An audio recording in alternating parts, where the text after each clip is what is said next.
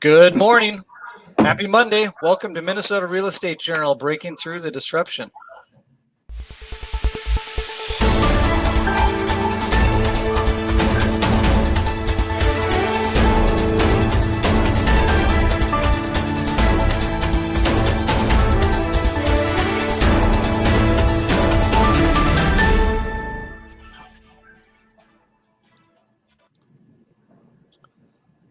Thank you for joining us. It's wonderful to be doing something on a Monday morning, up bright and early. Hopefully you're out of your pajamas and dressed and ready for the day. We won't turn the camera on anybody watching right now to find out for sure. Today we've got continuing education. I'm going to go through that in a second.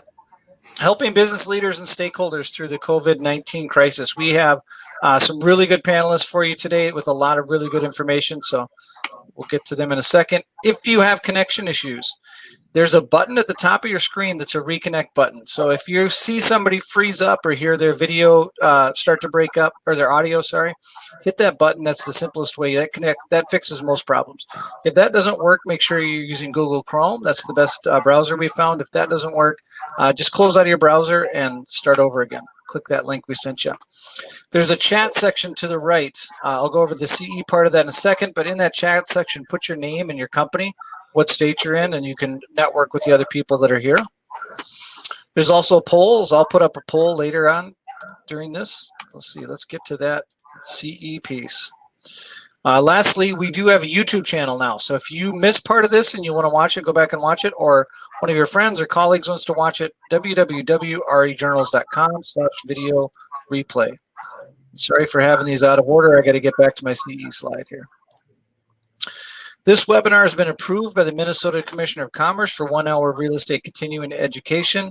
We track attendance by the chat box so that when you logged in this morning, it put a timestamp on you coming in, and it's going to put a timestamp when you come out. But also 2 times throughout this webinar, I'm going to put a question up in the chat room. You have to answer that question in order to get CE credit. If you miss one of the questions, we can't give you credit. Will there be a test? No, we are not doing testing. If you have questions, we have a new event planner. If you've been around Minnesota Real Estate Journal for a long time, Katie is her contact info is on there, and she is super. She can help you solve all kinds of problems. I'm going to turn this over to Chris Eng. He's going to introduce the speakers, and I think we lost one. Chris, I'll try to help him get back online. But why don't you go ahead, and the show's all yours. Great. Thank you, Todd, and good morning, everybody. Thank you for joining us this morning. I'm Chris Eng. I'm the Economic Development Director for Washington County and with the Washington County CDA. I'm glad you could all join us this morning.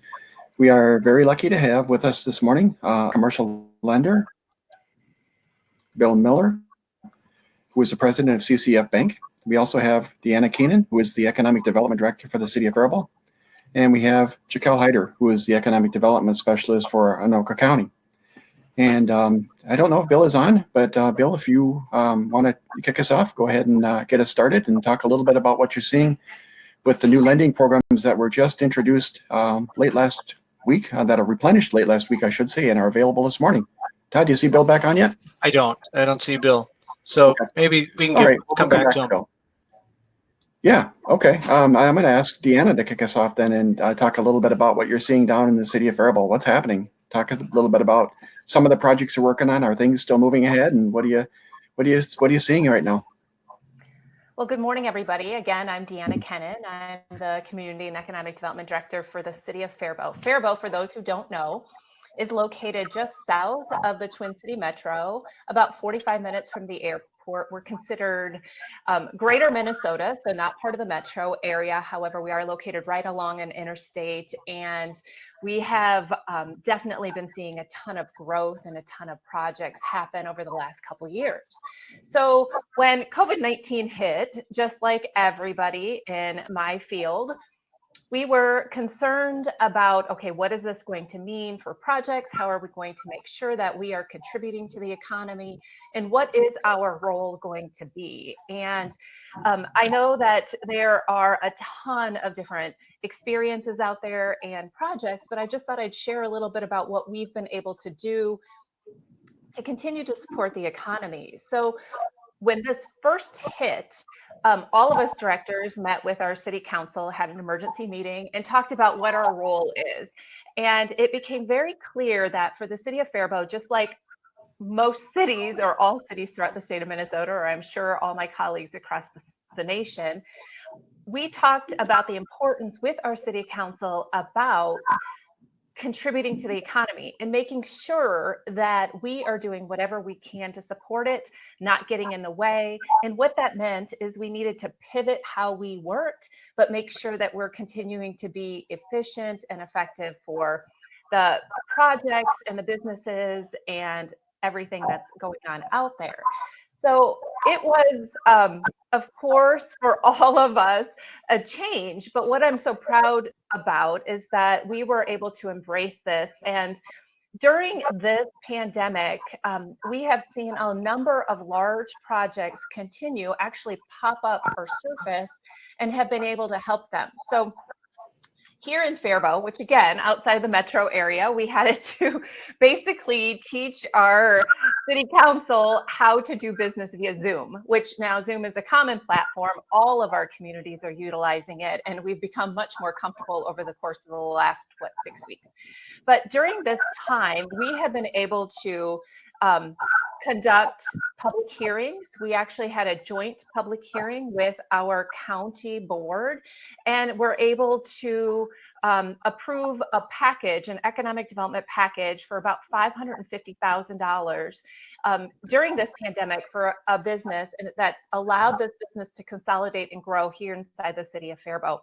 This was all done via Zoom, all done with this crazy work environment, but understanding and working with this prospect or this business, understanding what their needs were and making sure that we could deliver without having our own need to get caught up on technology or whatever getting in the way. So this business has been able, within less than a 30-day period, we had work sessions. We advertised and did all the public notices for a public hearing. We passed a tax abatement package, and our Economic Development Authority met again via Zoom and was able to also pack a forgivable package and approve a forgivable loan package for this project. Again, about a $550,000 project, 140 jobs, renovating an existing facility and adding on a 20,000 square foot addition. As we went through this, after the Zoom public hearing, I emailed the president of the company or the CEO, and I said, I'm sorry if that felt pretty unsatisfying or anticlimactic, but I just wanted to let you know that this is a big step for our community. And again, it demonstrates how my community, just like all of these economic developers across the nation, are working hard to do. We're working to keep our communities moving and supporting that economy. He, of course, responded back about how this was not anticlimactic for him and how impressed he was with our ability to deliver on this. And then he shared a story with me, which I didn't realize throughout all of this project and working with him, is that I knew that the company delivered portable power. That's what they're known for. That's what they do. But they have been called up to set up these makeshift hospitals across the world. And this project and our ability to maneuver that quickly without gaps, without having these big time delays and understanding the sensitivity of their needs, they are now up and moving and setting up these hospitals. So that's just one small example of what these businesses are doing and what each of us, the opportunity that each one of us have to work with them. And again, Faribault, this small town outside of the metro area, is doing what all of the communities are doing and what all of us economic developers are doing to support the economy. So we are continuing to see projects move. That's one example. My planning department has continued to process all planning applications on their original schedules. We have not stalled any of our projects. And actually tomorrow night, we have another public hearing to establish a TIF district for a housing project that had started pre COVID-19. But again, the hesitation, people are wondering, are these projects continuing? And what we're seeing is that these projects are continuing. And again, the message that we share with our elected officials, as well as I share with my entire team, is that we need to continue to do what we can to support that economy. So with that, I see that Bill's back. So I'll turn it back to you, Chris, and I'm happy to answer questions when we get to that point. Thank you, Deanna. And we will have questions for the participants later on in the session. But right now, I'm going to turn it over to Bill Miller. Bill is the president of CCF Bank. And Bill, tell us what you're seeing with the businesses that you're working with. Well, I'll tell you right now, it's been an area or things that we've never seen before in my 30 years of banking. Currently, with a lot of businesses shut down, we're working towards trying to find relief. One of the reliefs that's working right now is we are doing some deferments as a bank to some of our customers to make sure that they can get through this time. The big thing that we've been working on that's been in the news a lot lately is this payroll protection program that the SBA has rolled out. It is a SBA 7A program where there's 100% guarantee of the loan by the SBA with no guarantees by the borrower or no collateralization. The funds are supposed to be used 75% for payroll purposes. The rest can be used for either utilities or rent payments, interest to any loans prior to February 15th that have been enacted, and then mortgage payments. And we're seeing a fast and furious round 2 right now today. We did do round 1, which was funded with about $350 billion.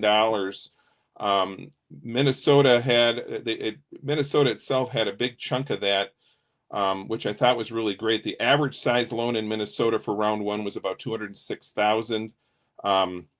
The interesting statistic of about $150,000 loan amount, that was any loan amount under $150,000. That's about 74% of the ones done in Minnesota were that. This next round started today. It actually started at 9:30 this morning. The SBA opened up applications. I'm not sure. I haven't heard any reports on how it's going. A lot more banks are ready to do this. The issue with this is that you have to be a PLP or SBA preferred lender to get it done. Not every bank is able to do that. Our bank, if you don't know much about it, Citizens Community Federal, based out of Eau Claire, Wisconsin. We have offices in Minnesota and Wisconsin, about 27 offices. I'm the Minnesota Metro president, so I deal with our metro area. And we did about 1,000 loans for round 1. And as of Friday, I can tell you that every one of them was funded. The feds are asking that we fund these within 10 days of their origination. And all of our businesses were funded out as of Friday. Round 2 is going to be fast and furious. The predictions is that they might be out of money in 48 hours. I'm not sure about that, but a lot of people are geared up through this. We are seeing a lot more sole proprietors, independent contractors, those types of businesses get on the second round, and I see that seems to have helped them a lot.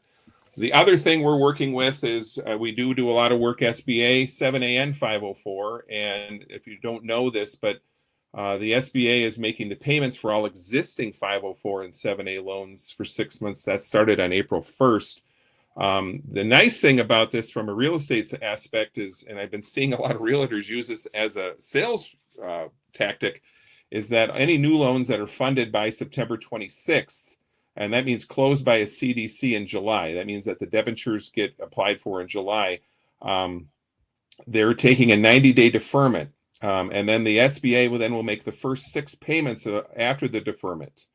I think that's a huge piece for a lot of real estate out there where they're getting deferments already for existing, but then any future stuff. The issue is, though, is that they have to have the SBA debenture for the 504 submitted in July, so that it actually funds in September. For the 7As, that's just get them started and get them closed. That's all I have right now, Chris. Great. Thank you, Bill. And next, I'm going to turn it over to Jacquel Hajder from Anoka County. And Anoka County is one of the partners with us in the metro area. Jacquel, tell us what you're seeing and what are you hearing from the businesses in your county? Good morning, everyone. Again, Jacquel Hajder, Anoka County Regional Economic Development, and the Economic Development Specialist. I work with 21 communities in Anoka County. So for those of you that aren't familiar, north side of the Twin Cities metro, Some of the large cities that many of you would be familiar with are the city of Blaine, Ramsey, all the way up to Columbus and all the way down to Fridley, Columbia Heights area. So we have a large part of our region, over 7,000 companies, and 18% of which were forced to close. So we too, much like Deanna, stepped back right away and said, what is our role locally to help support all the initiatives to try to either, one, get companies stabilized during this crisis, number two, look forward to an economic recovery before we even knew what the recovery looked like. And typically my role in economic development is to support my communities to retain and attract companies, and also to promote land development, redevelopment, and workforce development. And so now we kind of turned into just focusing on retaining businesses, what I call the round one of this COVID crisis in our region. And that was just providing resources and trying to stay up to speed every single day with what the newest loan programs were. Before PPP was out, it was the SBA.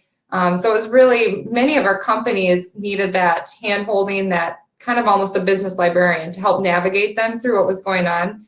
55% of our companies in Anoka County have less than 5 employees, what we call micro enterprises. So you think those are the employers that typically don't have an HR director to help understand all these programs that are being unveiled every day, the guidelines, and then what was to follow with the CARES Act.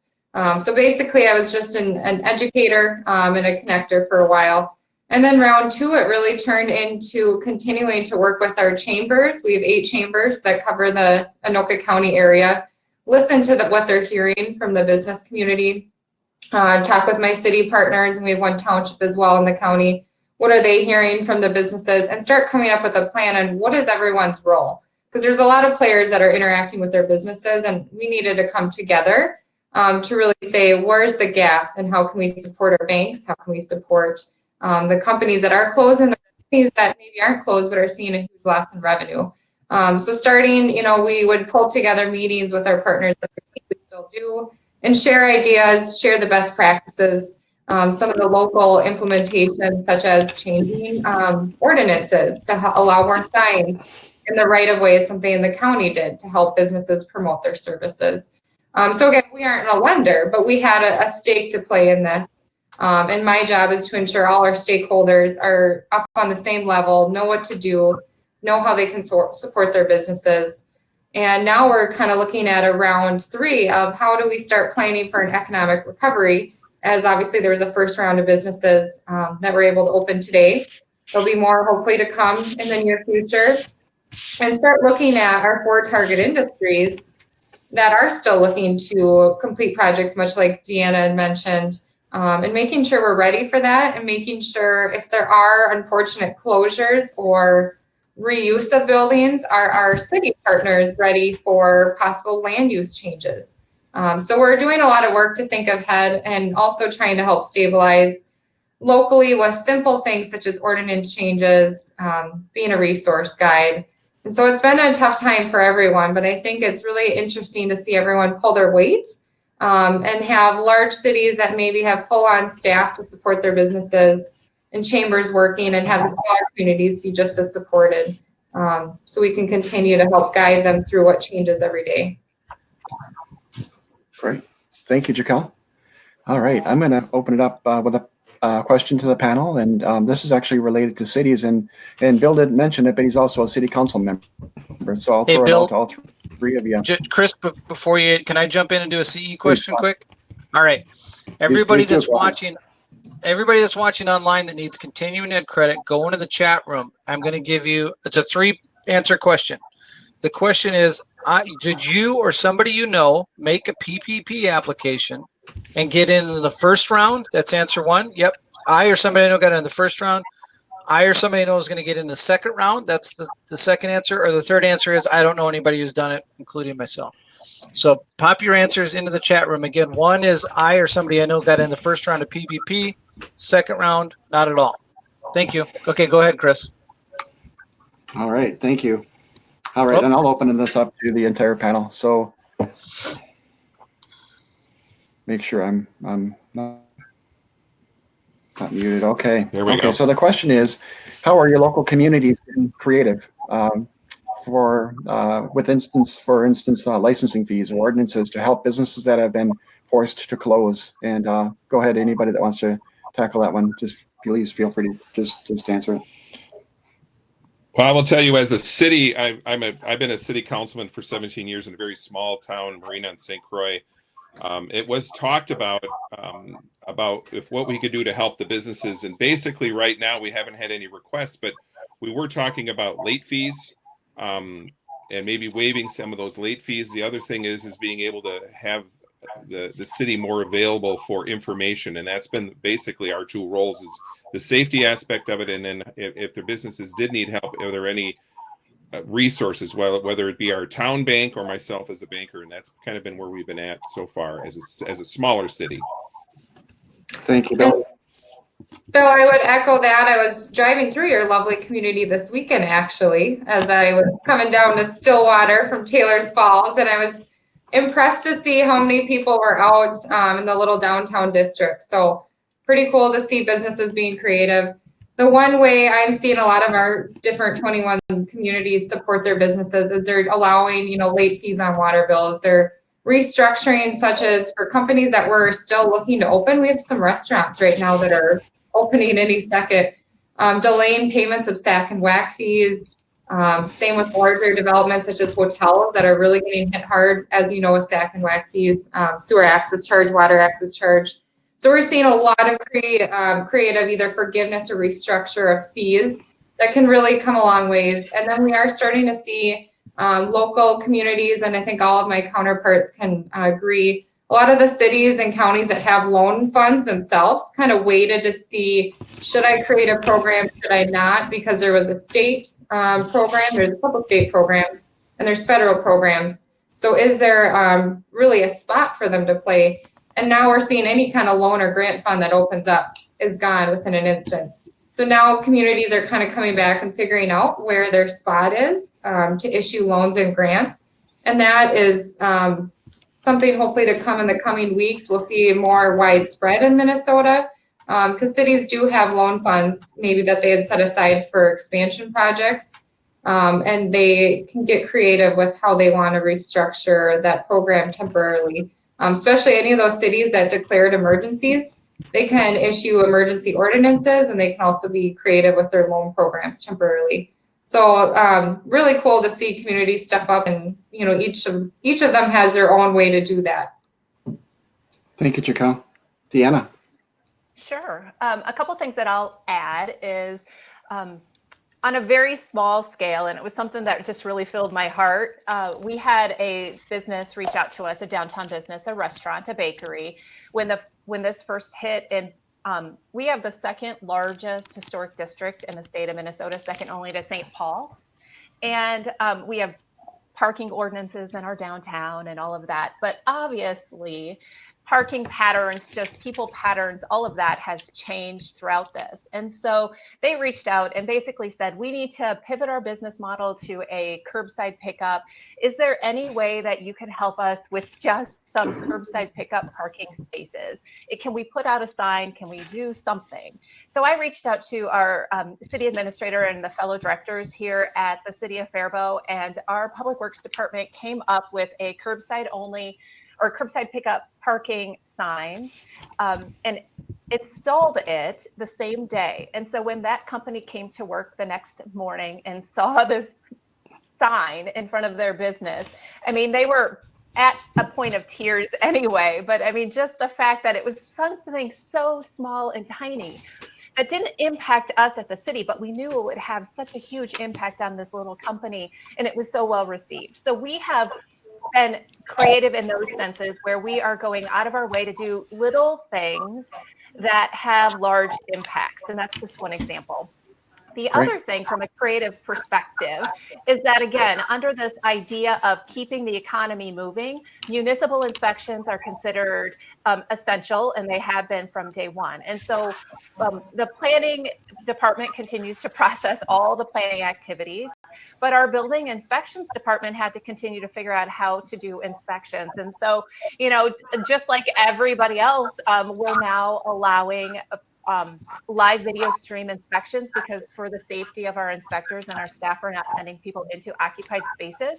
But we also want to make sure that we're allowing all of those projects, all of those investments to continue to happen. And also knowing that during this time, some businesses, restaurants, whatever, have taken this opportunity to maybe spruce up their businesses.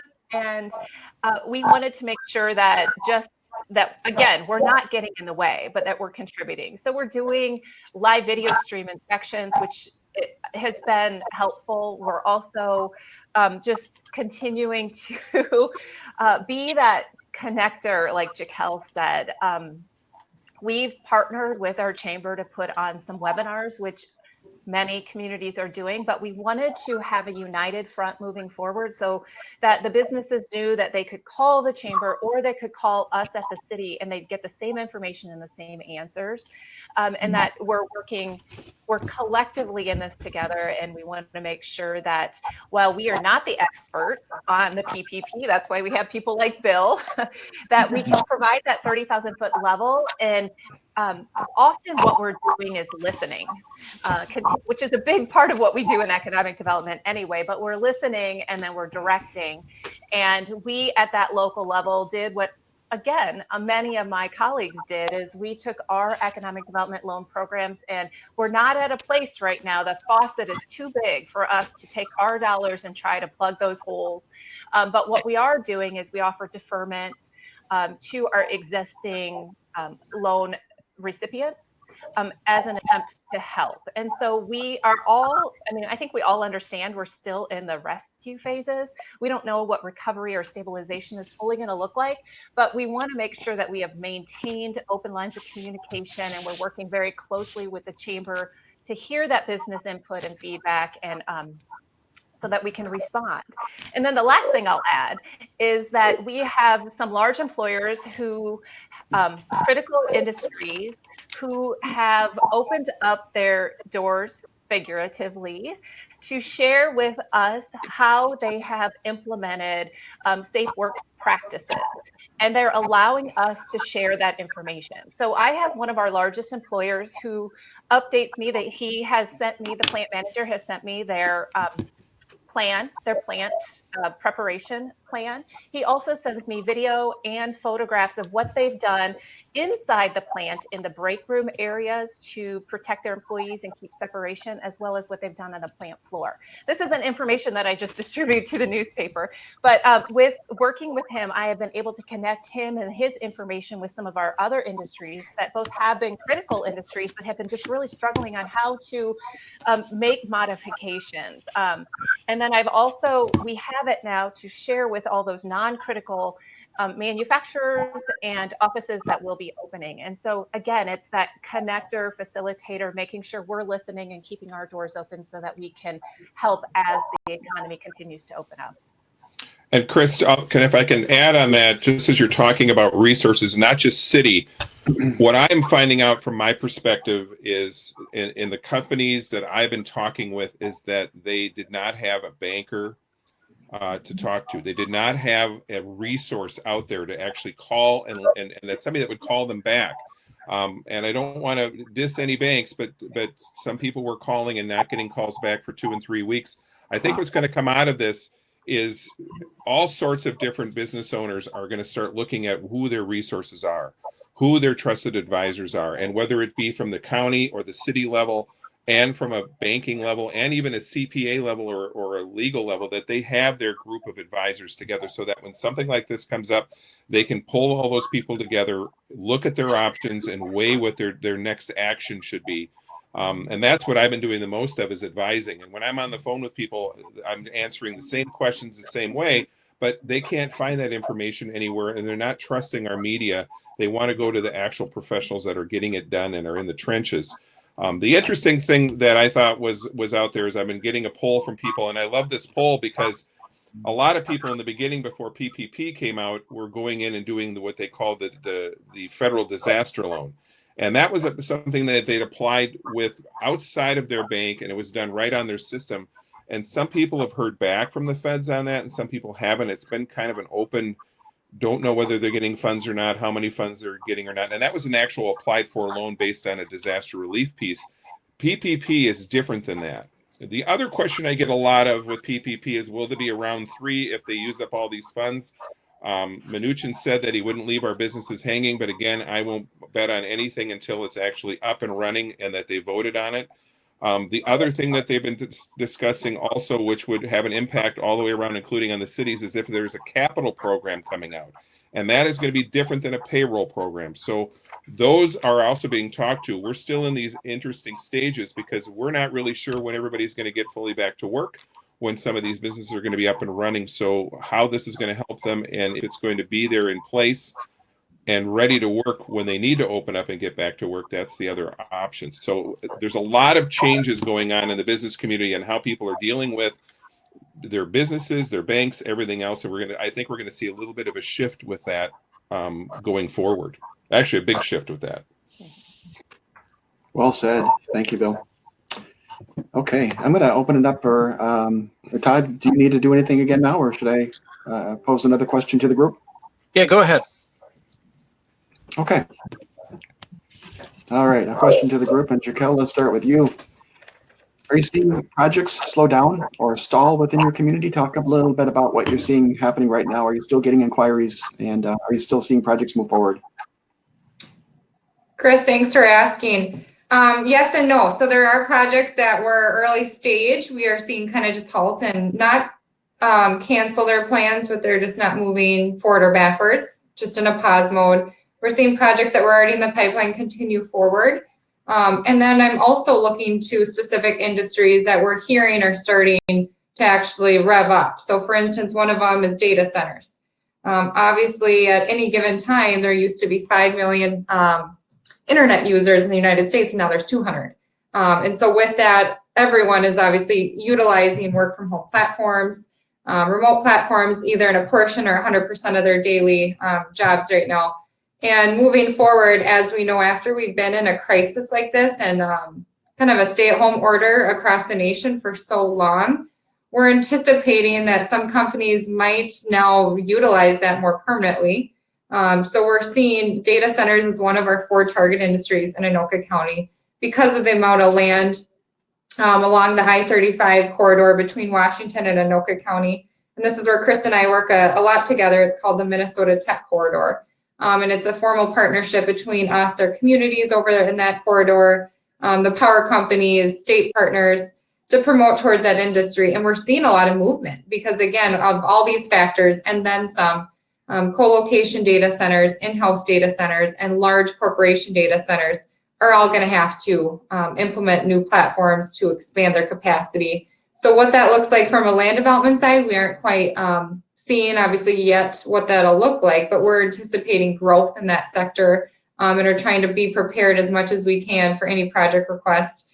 And then secondly, the other industry that I've been working with that are still either forgoing projects moving forward and maybe looking at expanding or trucking and distribution, which again, depending on what your community that you work in, what the makeup looks like, might be a target industry, it might not be, but we have a lot of warehouse space that is still vacant or a lot of properties that are guided towards that use.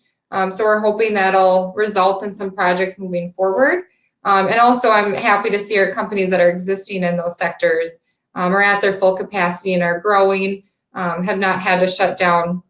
So from a standpoint on projects, there's also there's smaller businesses that maybe are getting halted on loans because before, the value, and I think Todd could probably, or Bill could probably speak to this better than I could, any small business loan that needed, an appraisal or it's kind of throwing them off because we don't know what properties are going to be valued now in a year.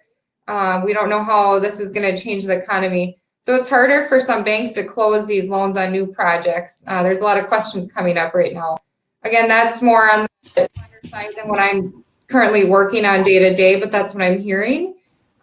So it's hard to tell, but I stay optimistic on where the good projects can still continue to grow and move forward. And we are going to see some temporary halting and possibly cancellations of projects And that's where all of us can come together and say, where's our spot in this? Is it getting inspections done so we don't halt anything? Is it writing a letter of support for a project? So that's where I think everyone's role is going to be, to keep pushing the things in the economy that can still happen. Thank you, Jacquel. Deanna, I'll turn it over to you, and then Bill, same question. What are you seeing happening with your existing projects, and do you see anything slowing down at all? So I started by sharing an example with a large project that just obviously all happened within about a 30-day time period during this COVID-19 experience. So we are definitely seeing projects move forward. Now, I think there was, outside of that project, probably maybe a 2-week pause button that got pushed, where many of the projects that we had underway were trying to regroup themselves, like how are they going to operate remotely? How are they going to get their employees set up? Engineering, how are they working with their engineering staff or with different things? But after that pause button, and people figured out the technology, they figured out how to work remotely, these projects have been moving forward in our community at a pretty rapid pace. We had spent, leading up to this, about 2 solid years really working on recruiting multifamily housing developers to our community. We have a very, very low vacancy rate, and that was impacting us on many levels, especially on that economic development level. Last year, the tide shifted, and we had our first project start, our first multifamily project go under construction. It's still scheduled to open in June, so we're still just a couple months out from that. And then we had a few other projects get into the pipeline. As I previously mentioned, we are conducting a public hearing for establishment of a TIF district tomorrow night that will support a second large 112-unit multifamily market rate housing project. And then in June, we're having another establishment of a housing tax TIF district, to support a large income qualified housing project. So that'll be a 25-year TIF district. Those have continued to move along. And surprisingly, or maybe surprisingly to me, we have continued to have these housing developers knocking on our door, wanting to talk about projects. Some on the affordable housing side getting lined up to apply for the tax credits. I know that deadline has been moved back to, I believe, about a month. It was moved back. But they're getting in line for that. And then we've had a number of projects that are not income-based and not affordable that are also coming out of the woodwork. So we're, from the housing side, there has been absolutely no slowdown, and actually maybe an uptick, which kind of surprised us. Just last week, I was talking to our chief building official, and he was commenting on how, again, maybe it felt like a pause button was pushed on some of what they would consider residential projects, not the single family homes, but some of those improvement projects. And all of a sudden the floodgates opened on that. And so they're seeing an uptick on people pulling permits to do things, these small projects. We've also noticed that we have businesses in our downtown that, as they've pivoted, as they are having to pivot their business model, it's resulting in them needing to put in some capital improvements and some improvements, and we're seeing that happen. So I am not naive to believe that this is not affecting us, and that there isn't going to be a shift, and that there isn't going to be projects that were in the works that are having to maybe regroup and maybe won't move forward. I mean, that is part of the reality. But while it isn't, or today, while that is not happening, we're going to do everything we can to support those projects and make sure that, again, that we're not getting in the way. And then we're also in the background collecting a lot of data, analyzing internally how we do things so that we can be prepared for what's going to happen when we start feeling impacts from this in a different way. Great. Thank you, Deanna. And Bill, I'll pose the same question to you. What are you seeing with your projects? And we've got about 5 more minutes, and then we'll turn it back over to Todd. Bill, I had to turn your microphone off. You were rustling papers around for a while. So turn it back on.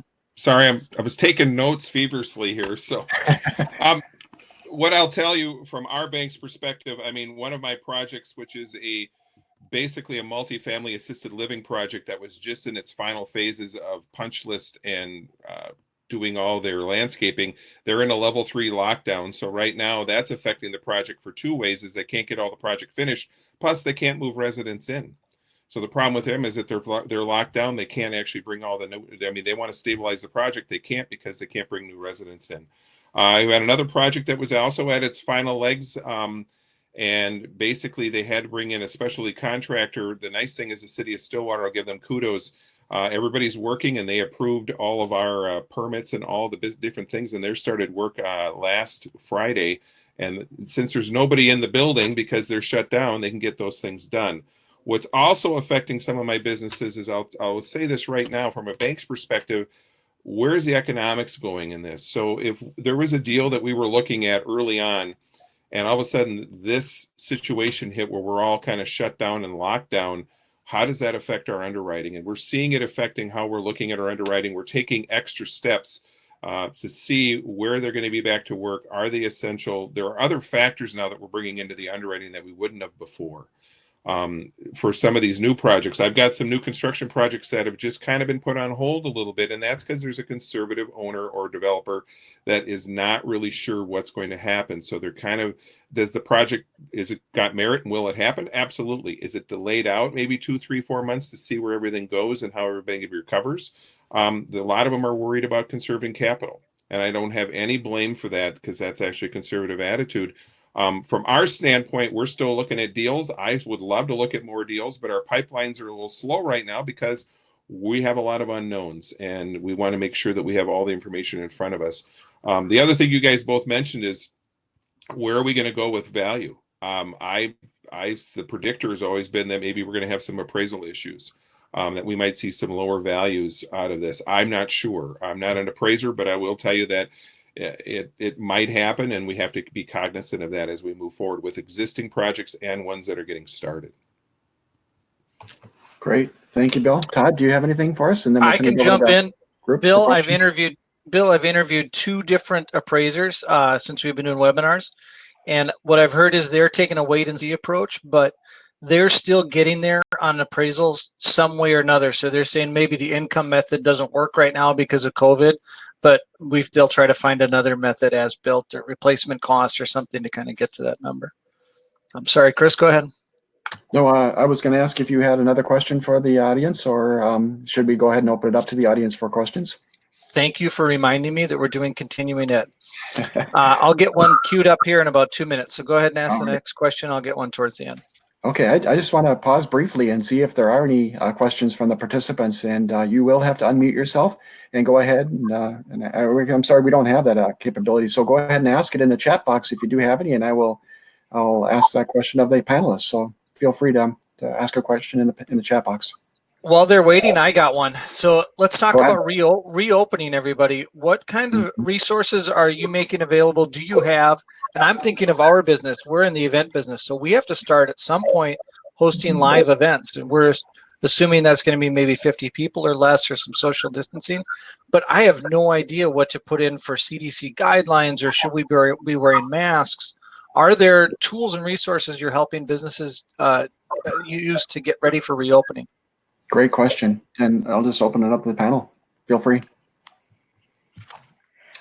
So I know Jacquel might be on some of the same weekly trainings or calls that we're having with the Commissioner of Economic Development, Steve Grove. He has them on Mondays and Thursdays. Initially, it was daily. And that is one of the things that they've been talking about. So there's definitely guidance out there.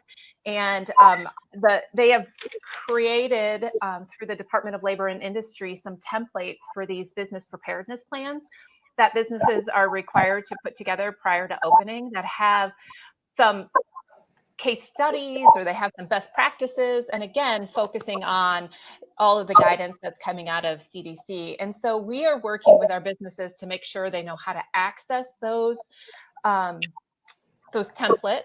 I know that our county also, with the county nurse or the health nurse, the health department sent out notices to all the businesses, reminding them of what the requirements are and where to get help, and also offering help for these businesses to work through what some of that should be.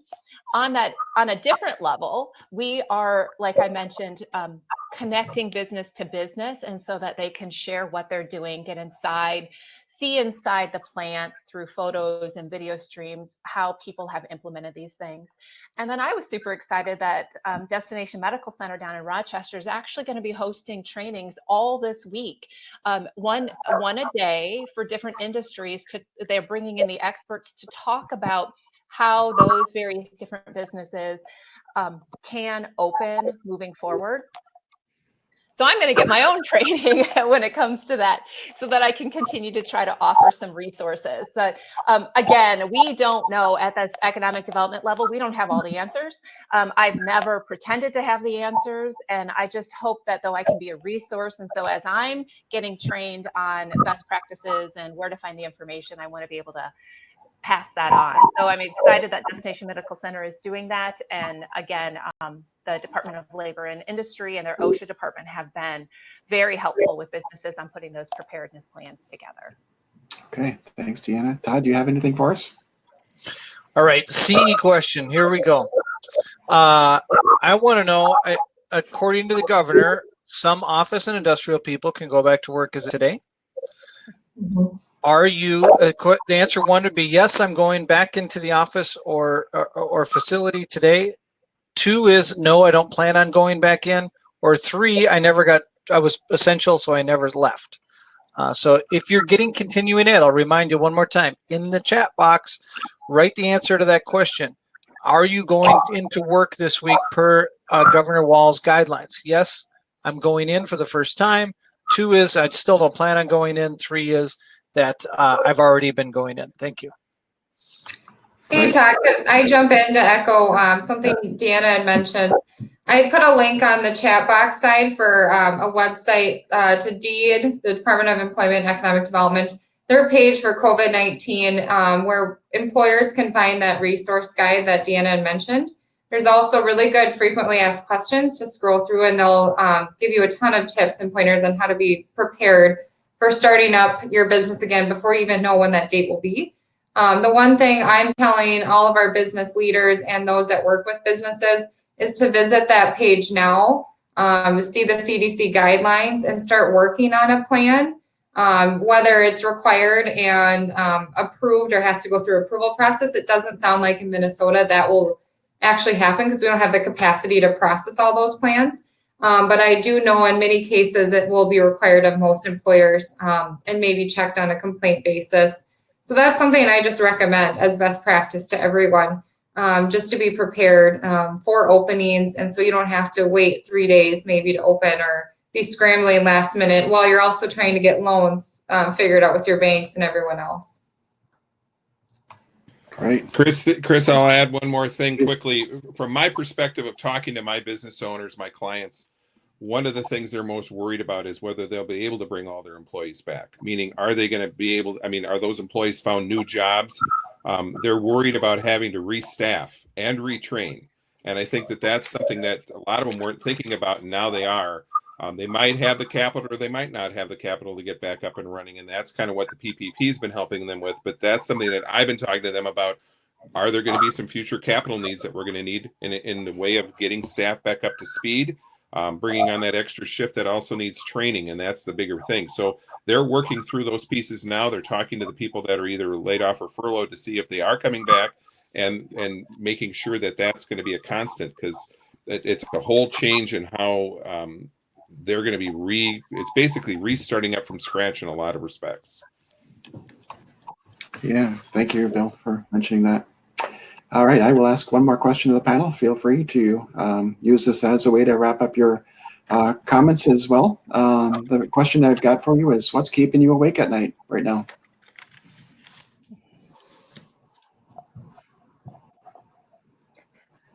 Well, I'll tell you. I'll go ahead, Deanna. Go ahead. Go ahead. No, go Bill, ahead. I'm sure you have bigger things. No. For me, I like to be an informed person. I think knowledge is power. And I think that knowing as much as you can about something and learning about something from the right sources is important. What's the unknowns here? We don't know how long this is going to last. We do not know when everything is going to go back to normal. I don't think there is going to be it's going to be a new normal, not old normal. I laugh about it that I should have invested in the plexiglass industry because there's plexiglass going up everywhere. But, these are new perspectives.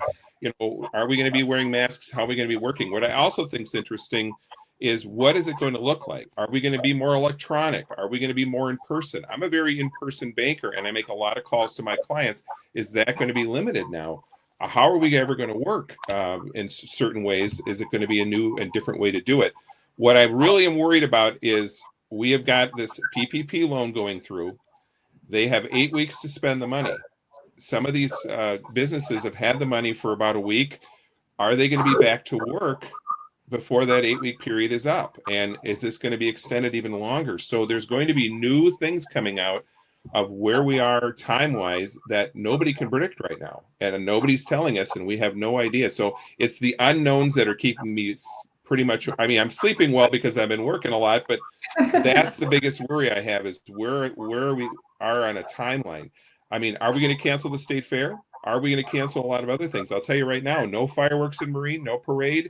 None of our fundraising events are happening. So now we have to look at a different aspect from the city's aspect of what do we do with our fundraising? How are we going to fund our volunteer fire department and ambulance service? What are we going to do with some of these other charities because we don't have the ability of doing fundraising? That's going to have impact all the way down the line on all the businesses also. Thank you, Bill. I would echo Bill. What's keeping me awake is all the unknowns.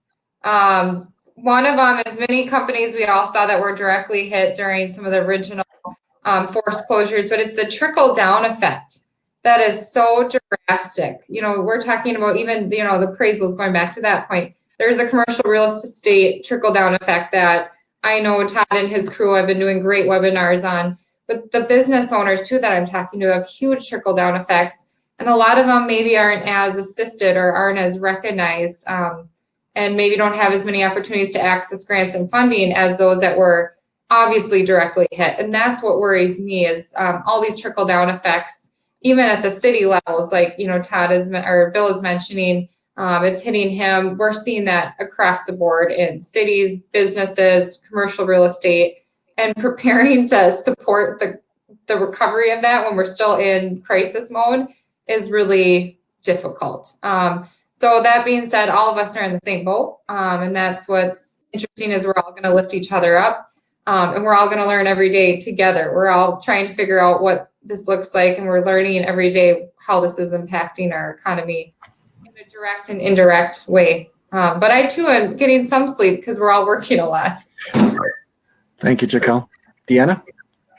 Well, I think both Bill and Jacquel said it very well, but I actually had a meeting last Friday with the Southeast Minnesota Economic Development Group, obviously via Zoom, but this question was brought up, and I think many of us are fixers, we're doers, and right now I can't fix, and I struggle with being that doer, and that's really hard, and it's really affecting like me as a person. It's like, what is that? How can I make sure I'm making a difference? How can I be there, and what can I do? And when I don't know the answers, because so much of it is unknown, it makes it really hard.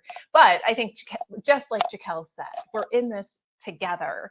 I also stay up at night trying to figure out how I'm going to juggle being a boss, being an economic developer, and a homeschooler now that my kids are home. And I don't know if you saw it, but my son walked in, he wanted to show me his assignment. And I'm like, just a minute. So, but again, we're all figuring it out together. And that fact that I don't have all the answers does keep me up at night. I am one that is being kept up at night, but I know that I work with some amazing people. We have some great leadership here in the state. And I think if we all continue to do our part, we will come out of this. I agree, Bill. Our normal is going to look completely different. That's the conversation I have a lot with a 9 and 11-year-old every day because they're really struggling with this. And then I turn around and I have the same conversation with my team at the city. And then I have the same conversation with the businesses that are talking to me. So yes, our normal is changing. And I think, though, if we stay strong, stay strong Minnesota, stay home Minnesota, and continue, though, to figure out how to move ahead smartly and safely, I think we'll come out okay. And we're in it together. So Well said. I'd like to thank the panel, and then I'm going to turn it over to Todd Jacquel Hajder from Anoka County, Deanna Kuennen from City of Faribault, and Bill Miller, President of CCF Bank. So thank you, all of you, for joining us this morning, and thank you to the participants. And with that, I'm going to turn it over to Todd. Chris, you have to answer the question you just asked. So what are your closing thoughts? What keeps you up at night, man? It's hard. It's trying to figure out the new normal, if there is such a thing as new normal. Going forward, what does it look like? How do we adapt to all of the things that the panel talked about? And all of us are in this for specific reasons, and especially on the public sector side, we are wired to be public servants and to help businesses and help people. And so there's a lot of people hurting right now, a lot of businesses hurting right now, and that keeps me up all night. Just to hear the hardship stories of the businesses that we talk to on a daily basis that are looking for help, knowing who to refer them to, who to turn them to get them through this difficult time right now is really, really challenging for all of us. And so I'm glad we have the partnerships between the cities and the counties and the lenders and the real estate community. I think those partnerships are going to help us moving forward. And, that's probably the one thing that keeps me up right now is just knowing that a lot of people are hurting as we go through this. So it's really difficult. Yeah, I can't argue with that. Chris, I got to address this question from Max Salmon in the audience. He says, I'm wondering when we will see branded face masks as promo swag at CE events. You know us too well, man. We've already looked into it. Right now, they're super expensive. So if you want a Washington County face mask, I'm willing to bet it's going to be a month before you can get something reasonably priced. Good to know. Thank you. Appreciate that. Okay. So for continuing ed purposes, we have hit our 50-minute minimum, so we're good. I would like you to put your name again in the chat room, please. It's gonna mark when you log in and log out, but I'm still not 100% comfortable that we catch everybody. And if we don't catch everybody, the state says we can't give you credit.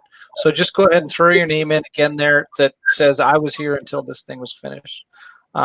Wonderful to hear from you all. I have to give a shout out to all of our people that are on this and people that are speakers here.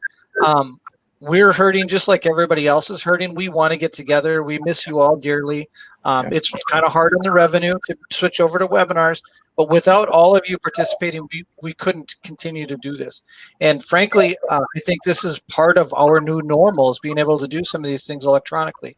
So in the future, we're hoping if you can't make it to a CE live event that you can do it online in a webinar. We can have some hybrid things. So thank you for making us innovate and being a part of that. Chris, do you have any final thoughts? Well, he has some final thoughts that he's not sharing with anyone. Turn your mic on. And I can't read lips. There we go. Sorry about that. Okay, thank you. I just want to thank everybody again for taking time out of your schedules today to join us. And I want to thank the Minnesota Real Estate Journal for hosting. So appreciate everybody's time and the panel as well. Thank you very much. Thanks, everybody. I'll leave the chat room up for another 5 minutes or so. And speakers, you can sign out.